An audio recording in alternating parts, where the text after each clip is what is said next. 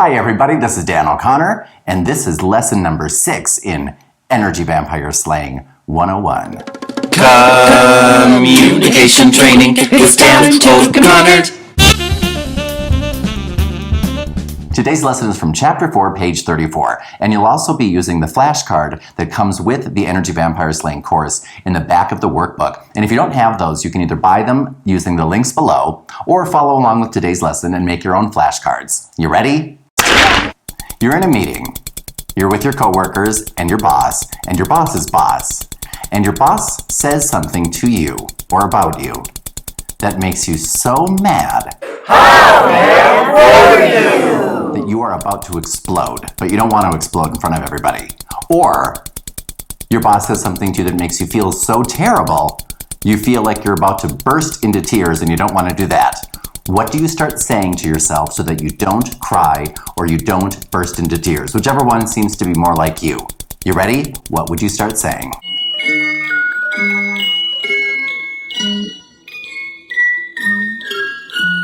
If you started saying to yourself something such as, I'm not going to cry, I'm not going to cry, I'm not going to cry, or I'm not going to get angry, I'm not going to get angry. You wouldn't like me when I'm angry. You're in the majority. However, chances are you probably would have burst into tears or exploded right in front of everybody because those are some of the worst things you could possibly say. And you know this if you've tried saying them in the past. So today I'd like to go over coping statements, what they are, how they work, and how to use them. What they are phrases that you want to prepare in advance. Remember that the savvy communicator always has crucial phrases prepared in advance because when we need to use crucial phrases, even when we're just thinking them, chances are we won't do it correctly because by nature of us needing them, we're being drawn out of the side of the brain where they live. Because generally speaking, when we need these crucial phrases, they are in an emotionally charged situation. And remember that the emotional side of the brain draws us out of the logical side of the brain, or the side of the brain where our language patterns live. Therefore, when we get angry or when we get upset, we tend to say the wrong things to ourselves that don't have an effect on us controlling our emotions. The more they develop computers and the more they learn about brains, the more they find the two of them work in a very similar way, right? And if you had to use those computers way back when my parents sent me to computer class and we had to learn how to write in DOS, remember those screens? What are you talking about, really? That were black and green or black and white. We didn't have the visual stimuli that we do today. And we had to write in a certain language because if you wrote in the wrong language, it wouldn't have any effect on the output. And our brains are the same way. If you don't use the right syntax when you're talking to yourself, you won't have any effect on your emotions or keeping them in check. I realize that we can't just throw our emotions out the window. You can't just turn it off, as they say in the Book of Mormon, by the way. Have you seen that musical or have you listened to it? Hysterical. But if we try to turn off our emotions, I realize that won't work. However, let's say that you have 10 opportunities to keep your emotions in check and you don't have any strategies for self-talk or coping statements. Well, chances are you may be able to do it maybe once out of 10 times. If you use this strategy or other strategies that we'll be talking about in Energy Vampire Slang 101, let's just say you get it right or are able to do it once more.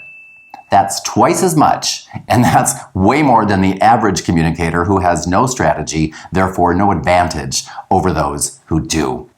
For a coping statement to be effective, remember that they have two critical components.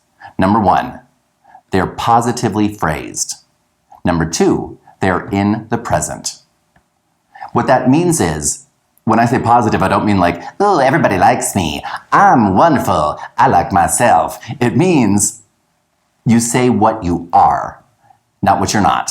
You know, when you say, I'm not going to get angry, I'm not going to let him get to me, I'm not going to cry, that's all what you're not. And the brain takes that information and doesn't know what to do with it. So garbage in, garbage out. All right, so having said that, what would you say to yourself to keep your emotions in check if you thought that you might be getting too angry to communicate effectively? Or if you're getting too upset, you might burst into tears. Based on what we now know, what might you say to yourself? Okay, if you said something such as, I am going to keep it together, or I am going to be strong, again, you get the gong. Remember that in the present means what you are now. So instead of, for example, I'm not going to cry, I am strong. Instead of I'm not going to let him get to me, I'm not going to get angry, I am cool, calm, and collected. A simple template that you can use to properly phrase your coping statements so you can practice them and then have them at the ready when you need them is I am blank. I am cool, calm, and collected. I am strong. And remember that, again, seems pretty simple. It is not at all simple when you need to do it. Just like, in the military, they have you take apart your gun and put it back together 1,000,000 times. The reason they have you do that is not so that you can be an expert at taking a gun apart and putting it back together. It's because when it comes time for you to need to do something like that, chances are emotions will be running high and you don't want to have to stop and think about it. You want it to be automatic. That's why they keep practicing it over and over and over and over and over and over and over again, so that if they ever need to do that in a high-risk situation, they don't have to think, it just comes naturally. And that's the same principle that we want to implement in our communication training. You don't want to have to stop and think about it. You want it to come naturally. So use the flashcards in the back of your book. Next time we're going to be talking about physical things that you can do to keep your emotions in check. So I look forward to seeing you there. And remember to like this video, share it with your friends, and share your experiences with me in the comments below. How you've used it, what challenges you found, and what successes you found. And if you send me a video comment, I'll make sure to post it on this channel in our Slayer reviews. This is Dan O'Connor from everybody here at Dan O'Connor Training, signing off.